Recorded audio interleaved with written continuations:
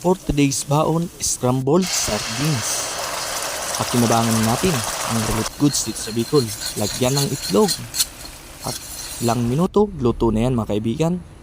Pwede na nating ibaon. Trip na naman mga kaibigan. Ito, ulam natin.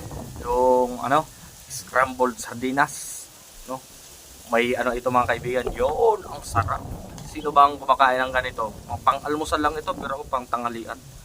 Clearing operation pa rin kayo mga kaibigan dito sa Bicol. Bunsod nung baha, no?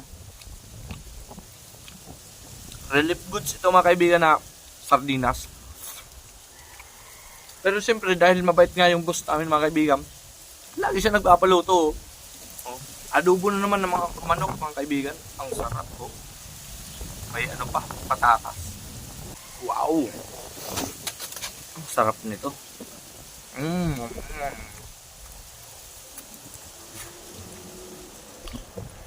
Bagay na bagay sa ulam natin mga kaibigan na scrambled na sardinas.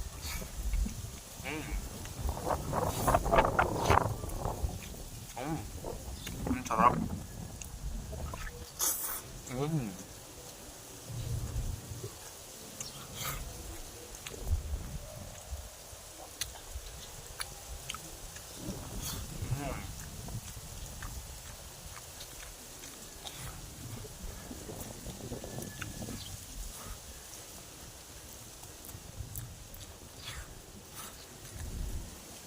Di ako nagkakamay mga kaibigan kasi clearing operation nga. Yung kamay ko ay hindi masyadong malinis pero naghuhugas naman tayo ng kamay. Mas masarap sana nakakamay tayo eh.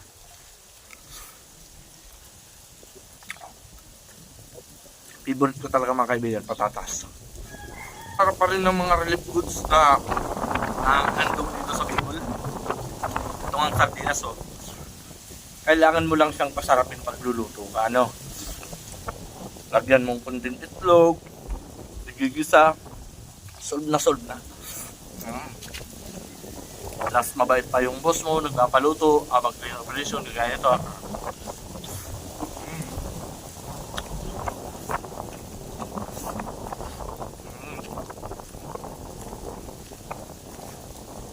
Nakakatakam.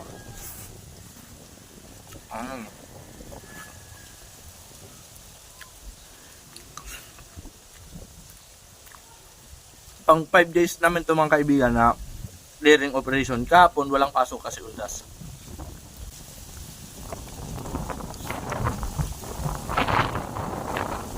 Ito.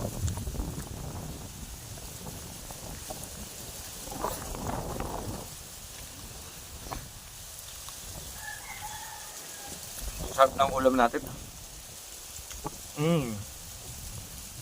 Busog tayo to the max. Ang sarap.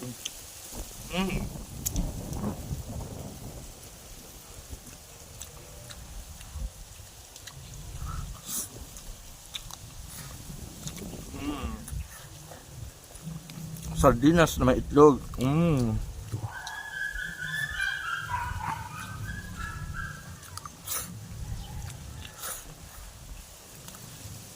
Sa Lunes daw kasi mga kaibigan, magbibisita na yung insurance system sa amin, para i-check yung mga ipapasok ni boss sa insurance. Kaya double time kami ngayon sa pag-aayos, pagligpit ng mga nabasang items.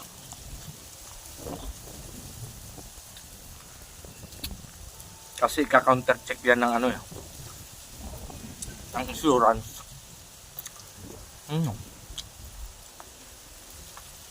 Sarap.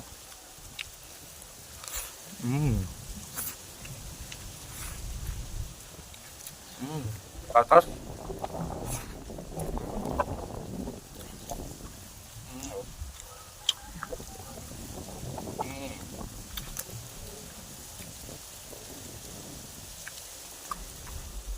Masarap na part sa manok yung may kunting buto. Pag puro laman.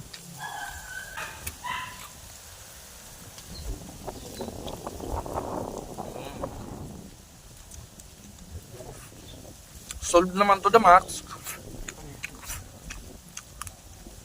Maraming salamat at busog na tayo sa ating munting biyaya.